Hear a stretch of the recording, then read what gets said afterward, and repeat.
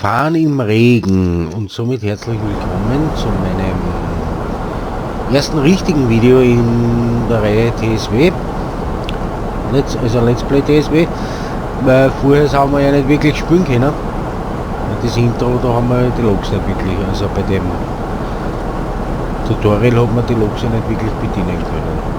Das heißt, wir sollen einmal einsteigen, Stufe hoch.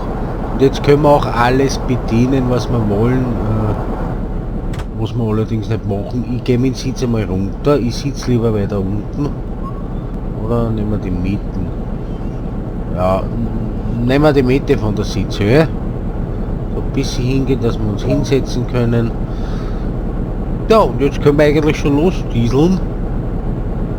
So schämisch aus, schämisch. So. Ich schalte das Instrumenten und das Kabinenlicht ein, damit wir mehr sehen.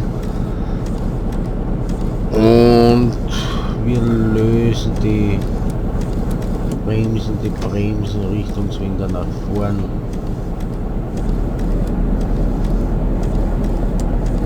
Können schon mal. Na, ist es ein schöner Klang von dem Diesel. Ich mache das Fenster auf, dass man es noch schöner hört. So. Ja, sollte vielleicht ein bisschen weiter runter gehen wegen der Sicht, oder?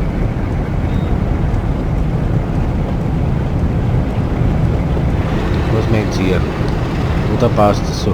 Wenn euch der Regen ein bisschen anders vorkommt, ich habe diese Wetter Enhancement, heißt das. Das gibt's auf railsim.de.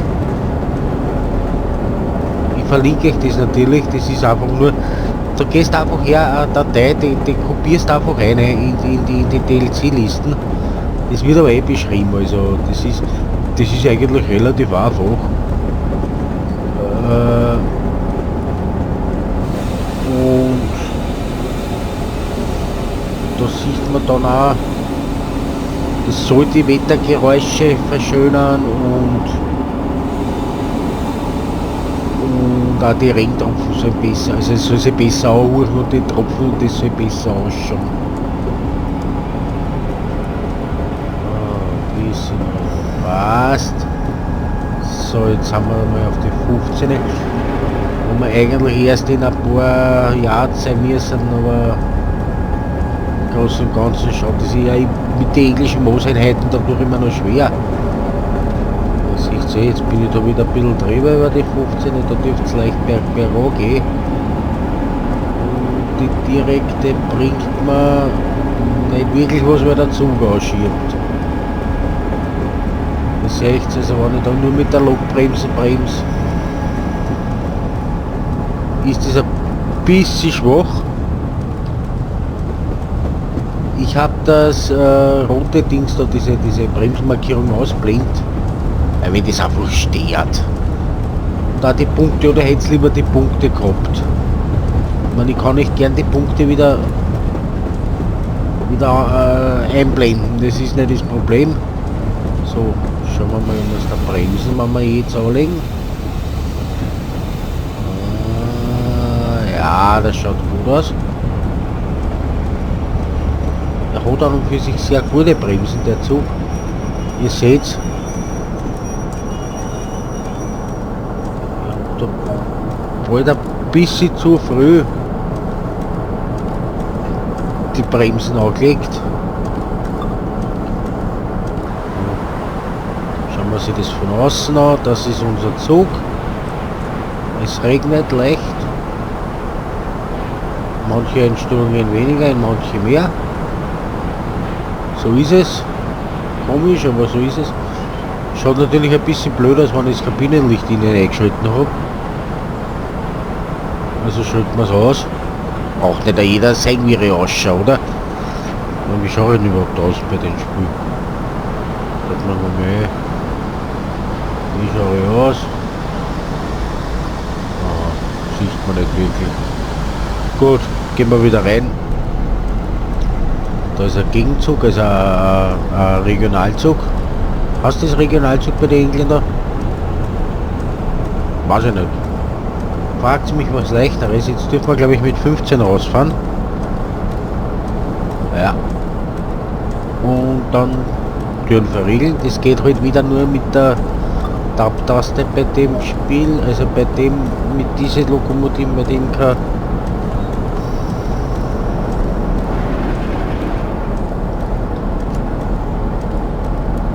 Bremsen sind gelöst, das sieht man da unten schön auf die Armaturen, und wir beschleunigen schon langsam einmal. Wir haben natürlich frei, das ist das falsche Signal, dort soll es lenken.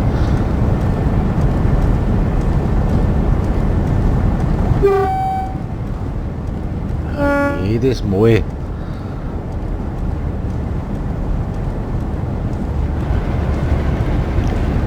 Es ist eine Umstellung von Drehsimulator, das ist schon klar, Leute.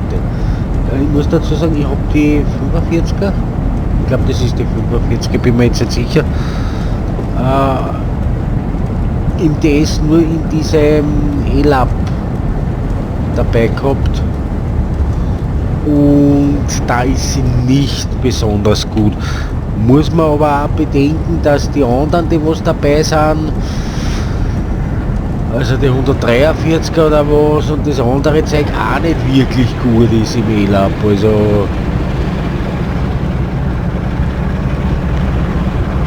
Also das ist, kann man nicht sagen, es gibt sich vielleicht von einem anderen fremden Hersteller oder bei irgendeiner Strecke eine bessere von der Version auch im DS. Wie gesagt, man kann die Spiele natürlich vergleichen. Ich finde, man kann sie nicht vergleichen, oder man sollte sie nicht vergleichen. Es sind zwar dieselben Strecken teilweise, es ist dieselbe Thematik, aber es ist ein ganz anderes Spiel, es ist ganz anders aufgebaut. Ich weiß, dass viele, die DS spielen,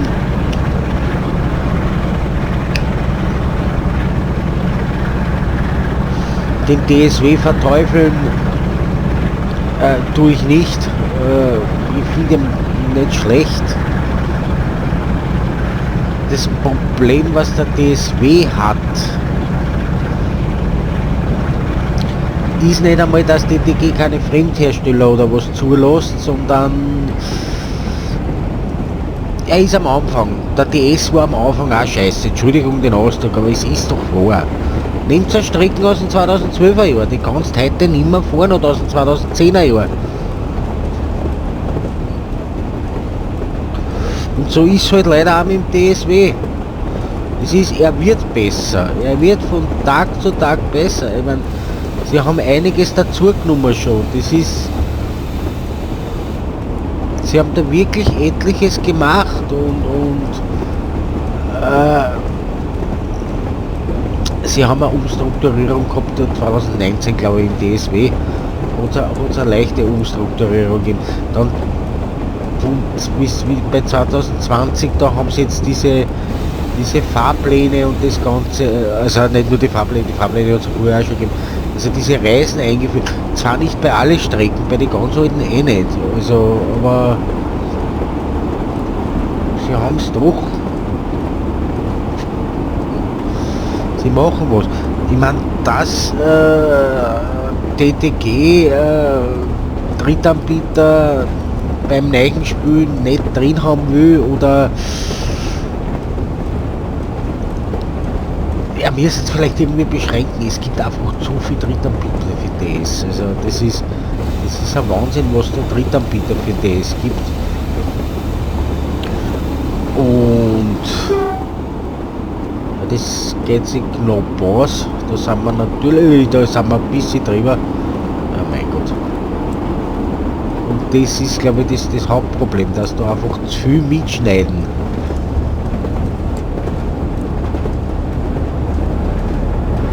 Ich bin der Meinung, dass ja,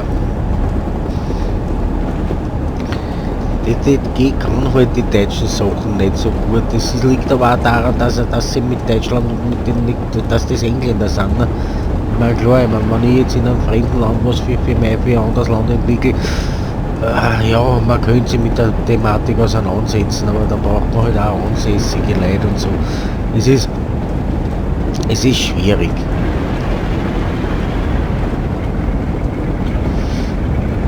So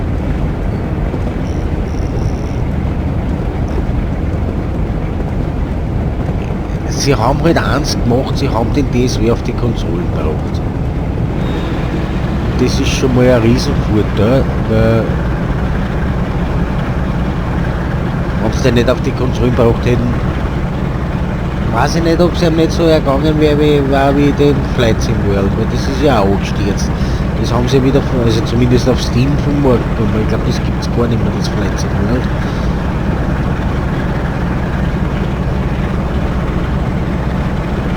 Also, wie gesagt, aber über Firmenpolitik will ich da nicht diskutieren, jetzt, das bringt nichts. Es ist meiner Meinung nach ein komplett anderes Spiel. Man kann auch zum Beispiel Trains und Train-Simulator nicht vergleichen.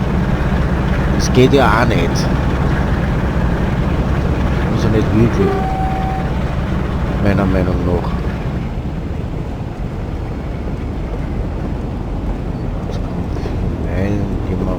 Naja, gut, jetzt sind wir ein bisschen unter der Geschwindigkeit.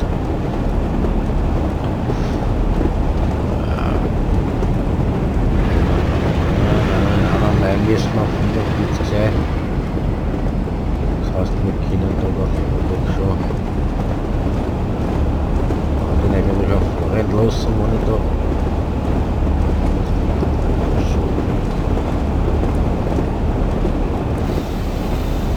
legen wir mal diese anfänglichen Bremsen an.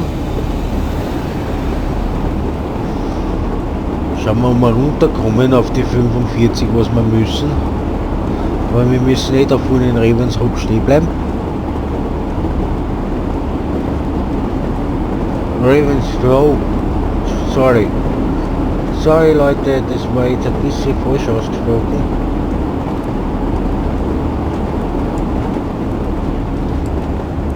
Jetzt das schaffen wir relativ gut sogar. Ein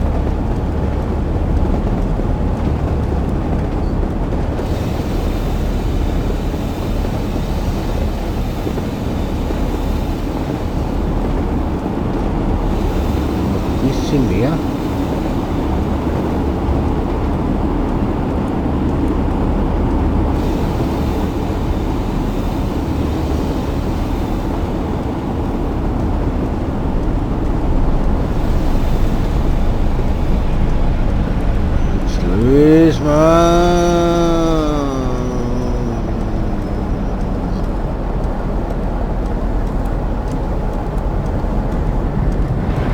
Ein Stückchen höre.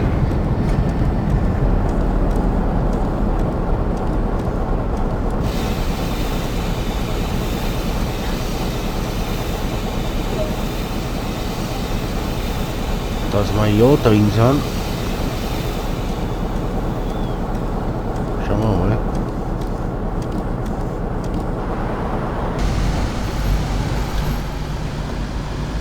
Aha, witzig, wie soll denn da eine treffen? Und dann noch 4 Folgen, ne? Ja, ich auch nicht wirklich viel 4 Folgen, da ist der Bahnsteig was. Oder?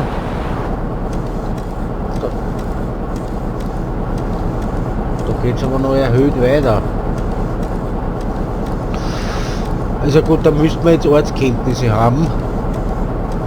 Da hätte man noch locker einiges vorfahren müssen, damit alle aussteigen können. Das liegt aber jetzt nicht an mir, sondern am Spiel. Weil ich bin dort eigentlich sogar ein bisschen weiter vorn stehen geblieben, als was er gesagt hat, dass ich stehen bleiben soll. Also liegt es nicht an meiner Wenigkeit.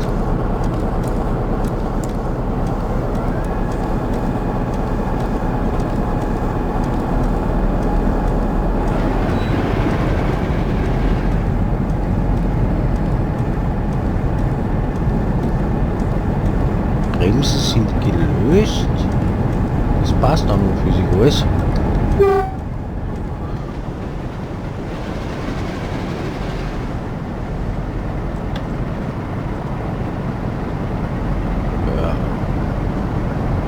bis daher hätten wir fahren können. Da waren wir wahrscheinlich drin gewesen. Gut, das muss man aber auch wissen, dass man da ganz viele fahren muss am Bahnsteig. Wenn man das nicht weiß.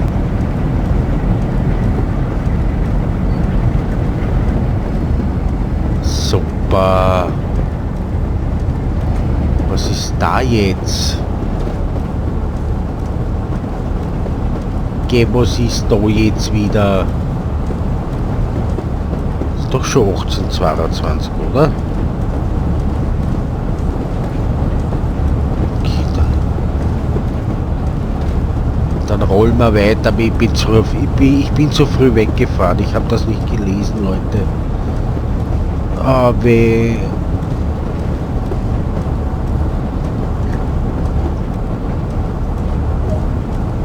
so, jetzt können wir. Das war jetzt mein Fehler. Gott sei Dank hat das Spiel doch irgendwie übernommen und wir haben nicht zurückfahren müssen. Das wäre jetzt ein bisschen blöd gewesen. Natürlich ist das jetzt ein Minuspunkt im Ding, aber das ist mir relativ wurscht bei der Auswertung.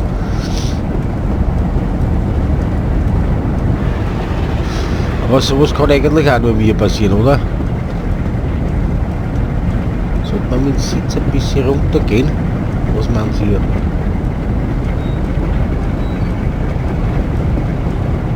Ja,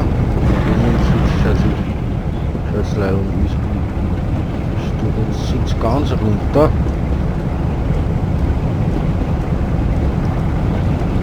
Da ist nicht wirklich viel aber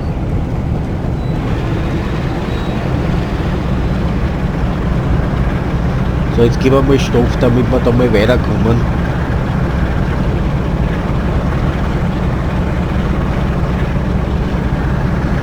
So, in 0,7 Meilen dürfen wir dann 50 fahren. Die werden wir auch erreichen bis dorthin, hoffe ich. War jetzt natürlich ein schöner Fauxpas von mir, dass ich da zu früh weggefahren bin, weil ich einfach nicht geschaut habe, was oben steht. Das ist wieder mal typisch Andi. Ich habe gesagt, dieses Wetter-Enhancement, das verlinke ich euch unter dem Video.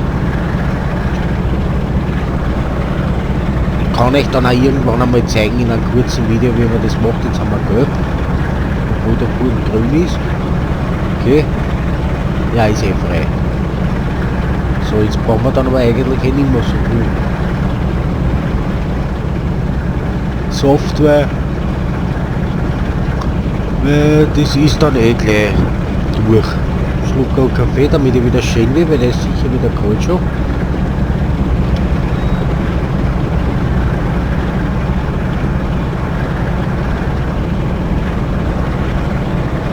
Da sag ich's nicht mehr, kalter Kaffee.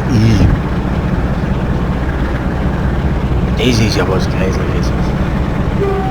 Jetzt habe ich nicht gehabt.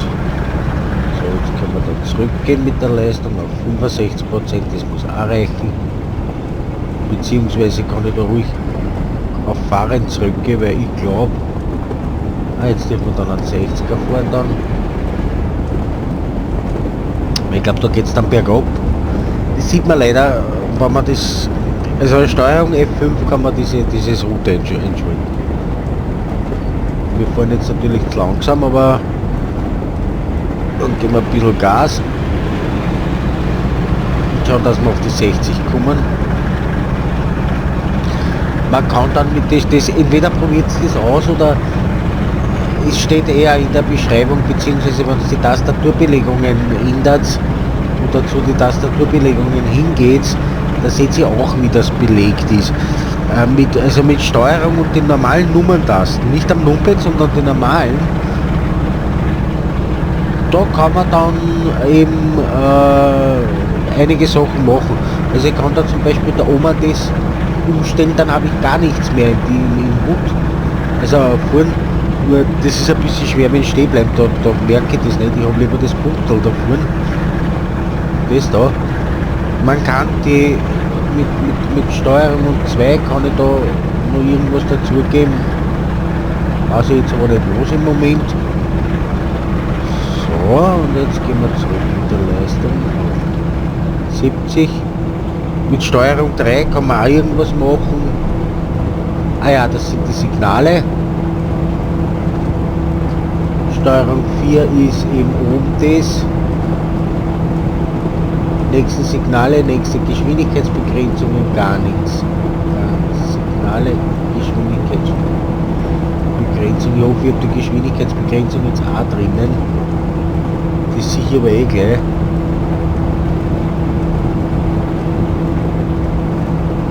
Hoffen wir wieder mal.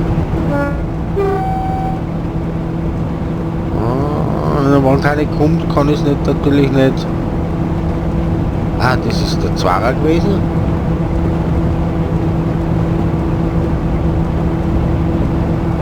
Oh ja, da haben wir die Geschwindigkeitsbegrenzung, was kommt in 2,5 rein. Wie gesagt, das mit den Signale und mit den Geschwindigkeitsbegrenzungen habe ich gern drinnen, weil die doofen, ich sehe die nicht wirklich auf der, die Signale sieht man zwar, aber es ist halt, er zeigt mir das nächste immer schön an. Das ist recht angenehm und sehr hilfreich, wenn man fährt.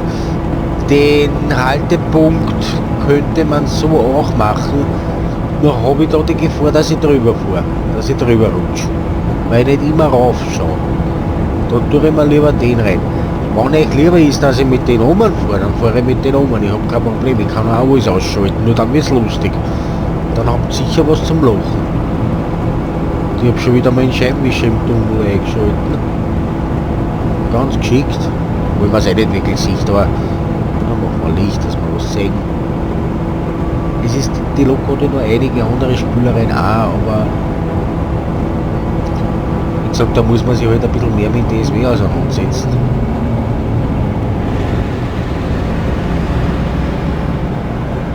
So, wir sind immer noch auf 60. Ich glaube, wir dürfen auch nur 60 fahren. Genau. Wir halten die Geschwindigkeit jetzt eh schön. Also schon langsam komme ich wieder ein bisschen warm mit der Lokomotive. Ganz noch nicht. Grafisch natürlich TSW. Und mir ist aufgefallen, er bei den Aufnahmen, er braucht weniger Speicher, obwohl er in 4K aufnimmt, als mit der Drehsimulator. Komischerweise. Fragt mich nicht warum.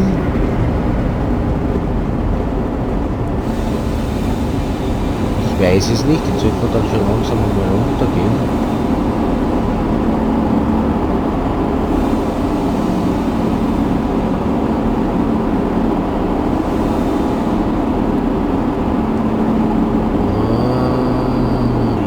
Ja, na habe ich das gut erwischt. Scheibenwischer wieder einschalten. Das habe ich doch schön erwischt, ha? Was meint ihr? Da schauen wir mal wieder ein bisschen außen zu. Der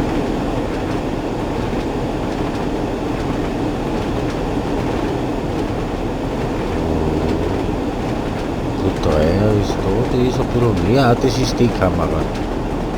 Ja, da könnte man jetzt zum Beispiel da so vorgehen und uns die dann ein bisschen runtersetzen. Was ich da so.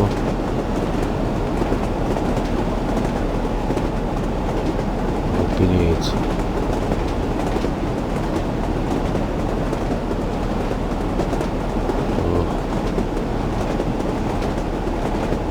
Da so. Jetzt haben wir schon über den Zug, ne? Auch interessant, oder? Naja, nicht wirklich, ich weiß, aber da ist die schon schöner. Wir haben schon wieder fast einen 60er, da geht's bergauf. Ups. Ja, das war jetzt ein bisschen über der Geschwindigkeitsbeschränkung. Wenn ihr wollt, dass ich euch die Dinge einschalte, die da, die Punkte, sagt's was, ich schalte es lieber aus. Wir sehen das eh noch in der Auswertung, hätte ich mal gesagt. So, jetzt können wir da, dass wir da nicht zu schnell. Dann gehen wir ein bisschen die direkte Bremsen dazu. Sonst wären wir da wirklich schnell. Das ist halt auch nicht Vorteil, wenn die Bremsen von der Lok heiß werden. Ne? Nur schalten wir den einmal auf aus. Und lassen wir auf.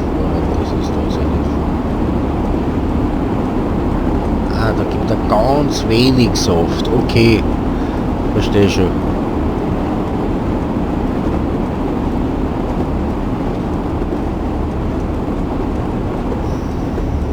Gehen wir wieder ausschalten, die direkte.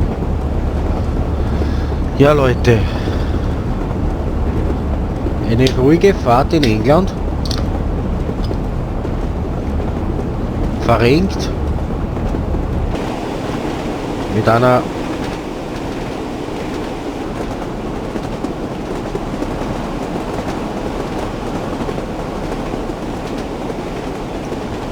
dreckigen Lok.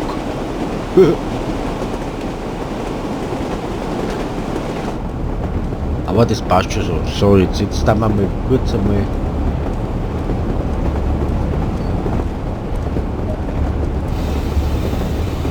etwas runterbremsen, weil wir haben da vorne gelb. Sehe ich gerade. Das Teil braucht halt wirklich, bis die Bremsen einmal anliegen. Leicht. Jetzt habe ich natürlich zu früh gebremst. Das sind jetzt dann irgendwann einmal 45, glaube ich, oder so.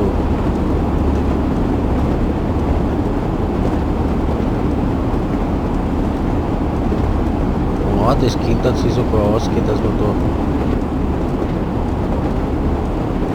da, wenn ich da richtig löse, könnte man Glück haben, dass wir da sogar schön reinkommen. Auf die 25, wo wir sein müssen. Das heißt, ich will jetzt bei 30 lösen. Und komme ich auf die 25 hin? Nicht ganz. Dann fahre ich noch ein bisschen mit der direkten mit.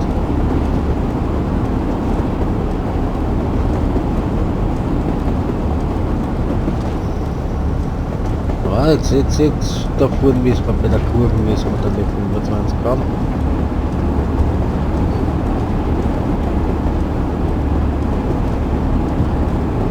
Aber ich sehe gerade, wir haben da vorne schon wieder rot.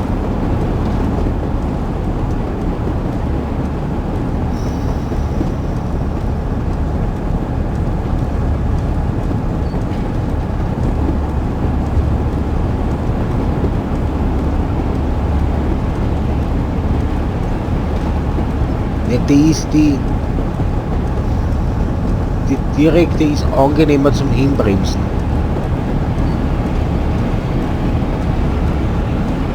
Vor allem wenn da nicht grün wird. Seht ihr das? Und wenn ich das mit der indirekten gemacht hätte, wäre ich jetzt stehen geblieben. Und so kann ich doch ein bisschen drüber rollen.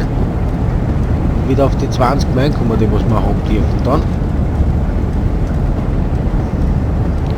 Also zum Reinbremsen ist die direkte weitaus besser zum Stehenbleiben. Aber ja, das ist halt immer so eine Sache. So niedere Geschwindigkeitsbereiche würde ich bei dieser Lok echt die direkte nehmen. Aber wenn es jetzt ein bisschen zart zugeht, sage ich mal,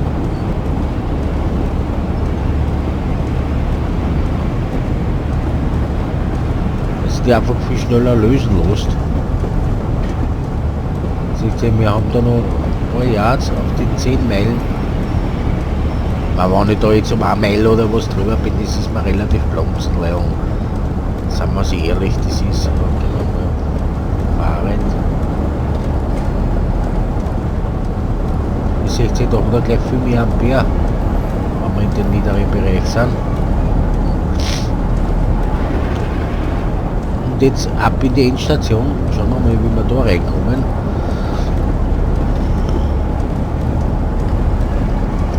Das schaut ja schon mal ganz gut aus.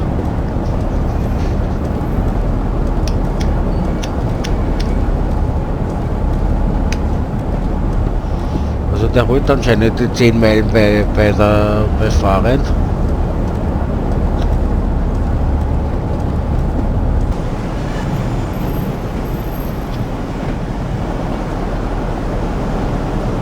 Ihr seht, wir rollen da relativ langsam rein. Genau mit der vorgeschriebenen Geschwindigkeit.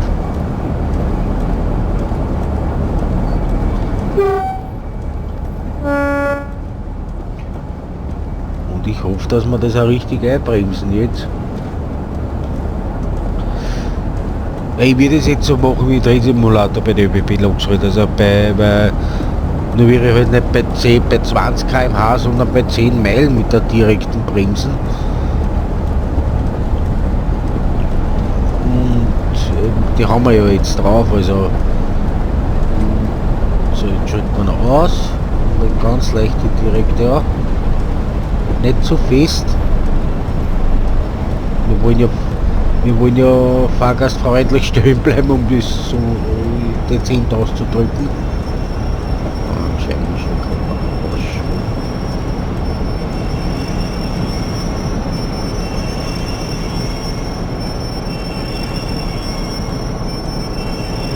Ja, schön stehen bleiben, wirklich schön stehen bleiben.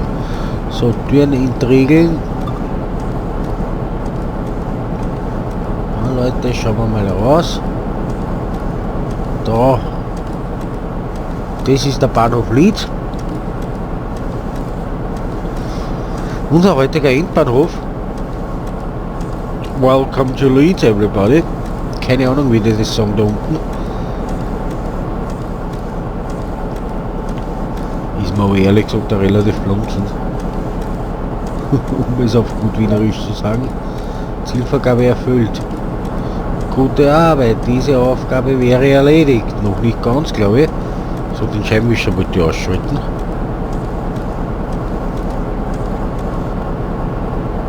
Stellen Sie die Handbremse auf angewandt. Die sitzt daneben und rührt keinen Finger.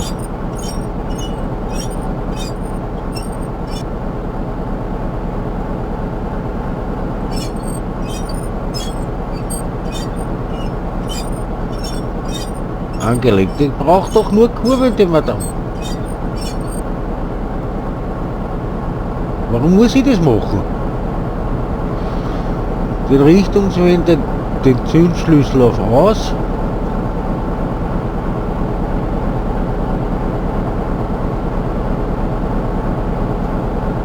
Also muss ich zuerst den Richtungswender auf und dann kann ich erst den Zündschlüssel, glaube ich. Ja. Wo ist der Motorstopp? Motorstopp. Scheibenwischer, Horn. Muss ich da den Motor jetzt rennen lassen? Na, das ist nur das Stauding. Da kann man nicht reingehen. Wie den Motor abdrehen. Da oben haben wir irgendwelche Sicherungssysteme.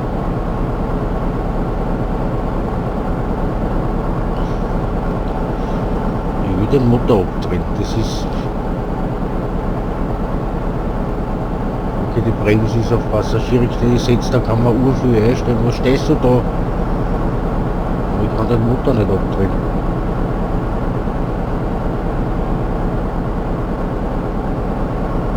Na egal, dann lassen wir ihn rennen. Ich weiß jetzt nicht, wie man ausschaltet. So, steigen wir mal aus. Machen wir natürlich die Tür wieder zu. Und jetzt gehen wir da zu dem Endpunkt.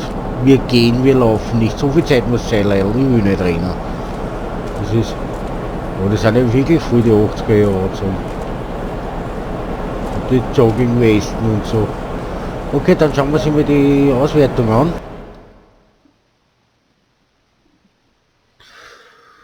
Die Goldmedaille haben wir verdient, na bitte. Na, schaut doch ganz gut aus. Da waren wir mit der... Gut, da war ich stickelweise schnell. Ah nein, das... Da war ich einmal kurz zu schnell.